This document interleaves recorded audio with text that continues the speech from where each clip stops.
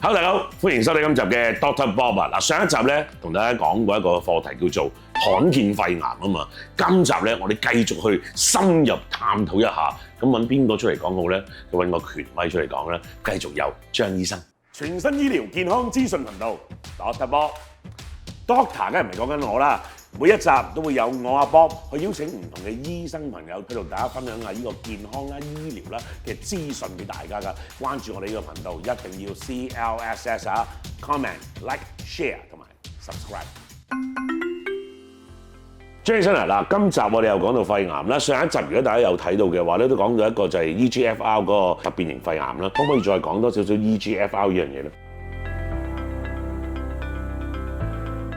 未講我罕見先講常見。好常見咧就外因子19嘅缺失，同埋咧外因子21嘅 L858R 基因病變。呢兩種加埋咧就平分天下嘅，每隻就3成幾咁樣，咁即係所有嘅 EGFR 基因病變有8成鬆少少，就係呢兩隻加埋，其他都係 EGFR 嘅基因嘅改變或者病變，而唔歸類呢兩隻嘅。咁就叫做罕見嘅。罕見咧，其實又會有分咧兩大類別，一個咧就係外因子20插入嘅病變，9% 10% 度啦，對藥物唔係咁敏感嘅。而另外一個咧就係又唔歸類得落去外因子20插入，又唔係 L858R， 又唔係外因子19插入，三種都唔係啦。咁嗰啲係咩咧？係一個 point mutation， 一個基因嘅突變，但係咧嗰啲基因突變好多時你會睇到咧係一個3個阿拉伯數字前一個英文字後一個英文字嘅嘢。咁舉個例，好似呢個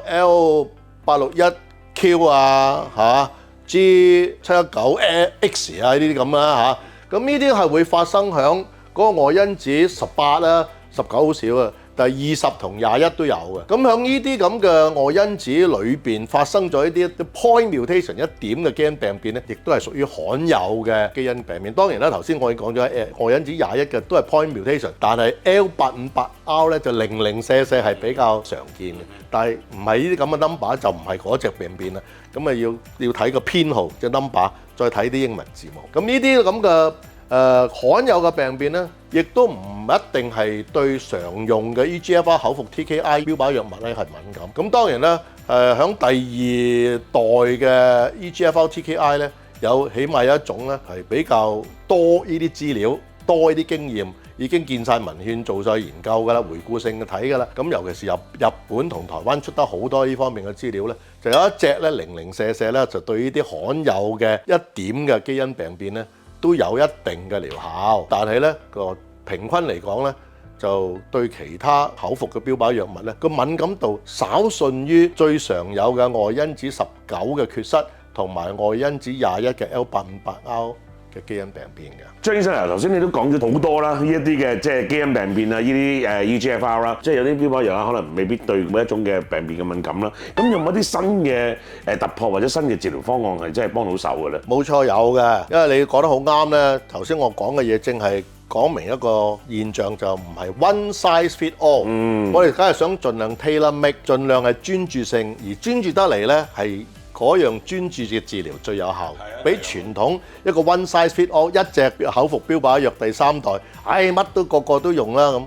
咁當然嗰個成績就冇咁好啦，專注性係比較好啲。咁咧，我哋而家發覺嗱 ，for example， 一嚟到已經發覺佢有一啲係罕有嘅外因子20插入病變嘅個案咧，我哋明知佢對傳統第3代嘅口服標靶藥唔多敏感嘅噃，咁嘅情況唔通你係立即用化療咩？而家有個突破啦，而家有啲新嘅發明有啲單克隆抗體，我哋叫做俾個花名佢啦。雙彈頭飛彈啦，就整係雙特異性嘅抗體。佢點樣雙特異性咧？佢有2個功能嘅，一個對付 EGFR， 另外一個咧，佢對付係一個叫 c-MET 嘅基因，同時地咧對付咗2種基因。咁嘅情況底下咧，然嚟發覺響第一戰線一用就用呢啲嘅雙特異性單克隆抗體啦，配合對付 EGFR 嘅標靶藥物，然嚟發覺比淨係單用對付 EGFR 嘅口服標靶藥物又好啲，更為有效。所以咧已經有第一級嘅醫療嘅證明咗呢個係事實嚟㗎。如果我哋係一啲復發嘅個案啦，即係已經開頭已經用咗一啲常規嘅第3代嘅 EGFR TKI 標靶藥物。咁到佢復發之時，例行我哋梗係想揾佢個抗藥嘅機制。咁啊揾到抗藥機制啊，針對應用可以用一啲所謂另外嗰啲唔會再對以前用開嗰個第三代嘅 EGFR 口服標靶藥敏感，而造成佢不敏感而有個病情進展變差。咁嗰陣時咧，揾到個抗藥機制、抗藥嘅新嘅基因病變，可以針對嗰個基因病變嚟用一啲對付嗰個基因病變嘅標靶藥，加落去用緊嘅第三代 EGFR 基因嘅標靶藥物咧，兩隻標靶藥物一齊用咧係有啲用，但係唔係每個個案你揾到嗰個抗藥機制噶嘛？響冇抗藥機制嘅情況底下，係咪冇計先？傳統就用化療，但係而家咧又有突破咯噃，又係用一啲我哋叫 bispecific antibody 雙特異性嘅單克隆抗體，配合一啲化療，係呢一個淨係齋用化療。咁實際上已經有兩種唔同嘅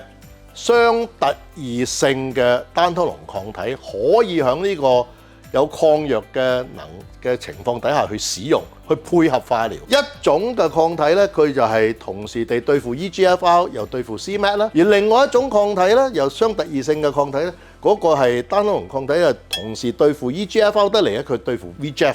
即係 Vascular Endothelial Growth Factor Receptor。咁嗰個係對付血管嘅。咁所以咧，我哋講係有兩個唔同嘅雙特異性嘅單克隆抗體，可以喺呢啲有抗藥嘅能力，又揾唔到個抗藥機制去配合化療，去做一個救治性嘅治療。咁如果我真係要用呢一種嘅治療方法嘅時候，或者幾種唔同嘅方法咧，我有冇啲咩特別嘢要注意嘅咧？即係作為一個病人咁樣講。藥物毒性、副作用， OK， 醫生要解釋好詳細。你一日未用啲藥咧，你唔知道嗰啲副作用會唔會發生喺自己身體度。因為你講過唔係個個人都嗰個反應係同一樣㗎嘛，冇錯啦，有啲可能會嘔，有啲就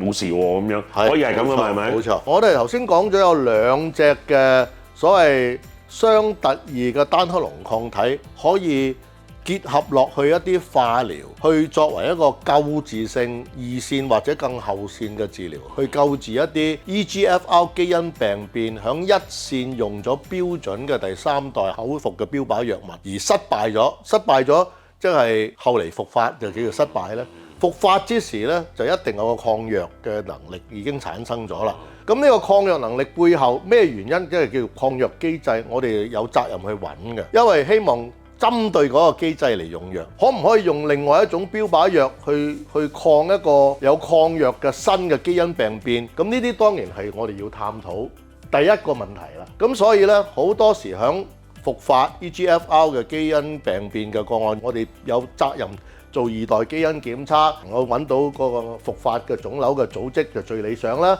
冇辦法，有陣時因為腦擴散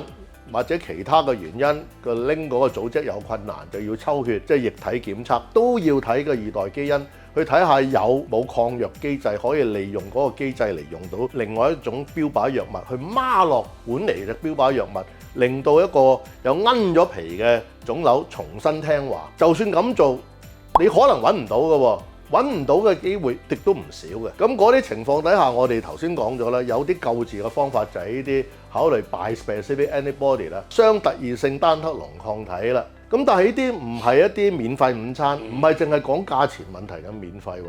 而係講佢藥物毒性。藥物毒性係好緊要嘅，有經驗咧就其中一啲咧係可能嘅致敏源嗰方面、致敏率嗰方面咧係比較厲害嘅。緊要到咧嗰個藥廠甚至無去發明一啲新嘅方法，同一種藥但係用唔同嘅皮下注射，從而去減低其嘅能力，亦都有前瞻性對照靜脈注射比較。皮下注射，發覺皮下注射真係容易接受好多，嗰個過敏嘅機會少好多。嗱，嗰啲過敏係都可以好誇張，佢可以氣喘啊，血壓係好大嘅波動啊，咁要停隻藥嘅。咁所以咧，我哋亦都有經驗咧，亦都文獻記載咧，係真係有唔少嘅個案想用但係因為呢啲過敏嘅問題出現咗咧，而係冇辦法用。咁所以咧，要多啲人受惠咧，就要嗰啲藥有所改善。頭先講嗰個皮下注射固然一個方案啦。咁當然咧，即係除咗啲過敏之外，仲有其他嘅副作用，我哋要留意。響用呢啲藥物之前咧，首先要同你哋嘅主診醫生咧傾多啲，了解多啲，同埋知道佢嘅益處嘅成功率有幾多，咁然後先去用。咁當然咧，頭先講咧，佢唔係單獨使用啊嘛，佢要孖啲化療，化療都有佢化療嘅另外嘅副作用啊。咁所以加埋嚟咧，你可以話咧都一定唔少嘅副作用。但係我哋作為病人，尤其是癌症、復發癌症擴散咗嘅，而擴散得嚟仲要用咗第一線嘅藥物之後奀皮咗，而係有抗藥能力再差咗嘅，第一嘅嚴重性可想而知啦。第二，佢係想攞你命。咁啊，冇副作用緊要過一啲想攞命嘅腫瘤嘅繼續嘅翻發同埋變差啦。咁所以有陣時被逼係要用一啲有一定毒性同風險嘅藥物，先至去救治到自己條命啦。明白晒，多謝晒張醫生。我諗大家睇完今集同埋上一集之後咧，大家對於呢啲嘅基因病變咧學識咗好多嘢啦，非常之感謝張醫生嘅講解。響呢啲咁複雜嘅治療咧，你哋最緊要咧係聽你哋嘅主診癌症醫生點樣講。同埋點解釋，同埋根據佢嘅指示咧去做你應該做嘅嘢。好，多謝晒你張醫生。多謝。